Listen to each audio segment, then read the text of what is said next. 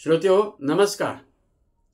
आता आपण मौनी अमावस्या या संदर्भात माहिती घेणार आहोत। उद्या दिनांक 29/1/2025 रोजी बुधवारी मौनी अमावस्या आहे। आज सायंकाळी 7:36 अमावस्या सुरू होते आणि उद्या म्हणजे बुधवारी सायंकाळी 6:07 संपते। तर मौनी अमावस्येचा अर्थ असा आहे, मौन राहून स्नान करायचं। आणि काही जण दिवसभर मौन पाळतात, तर मौन राहून स्नान केलं तरी चालतं।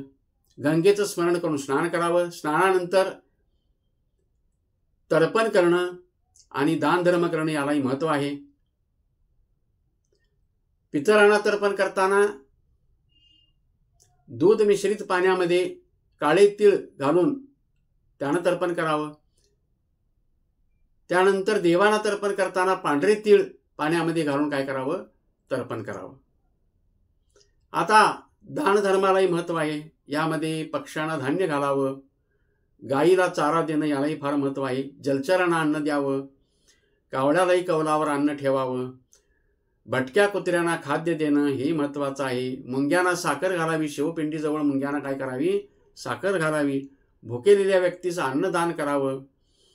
गरीब रुग्ण असेल तर त्याला औषध दान करायला हरकत नाही। वस्त्र नाही त्या अशा व्यक्तीला वस्त्र दान करावं।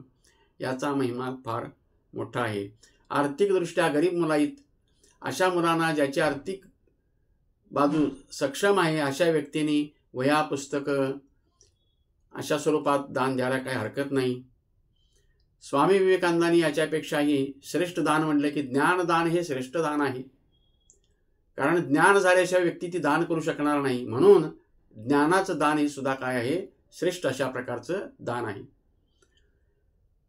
एखाद्या मंदिर बांधकामास तुम्ही मदत करू शकता, ते सुद्धा दानच आहे। आर्थिक मदत करू शकता। आर्थिक मदत शक्य नसेल तर श्रमदान तुम्ही करू शकता। वड, उंबर, पिंपळ, बेलवृक्ष हे आराध्य वृक्ष आहेत। या आराध्य वृक्षाच्या ठिकाणी दीपदान करावं। वृक्षाला पाणी घालणं हे सुद्धा जलदान आहे। अशा प्रकारे अनेक प्रकारानं काय करता येईल, मौनी अमावस्या दिवशी आपल्याला पुण्यफल प्राप्त करता येतं। आज आपण एवढ्यावर थांबूया।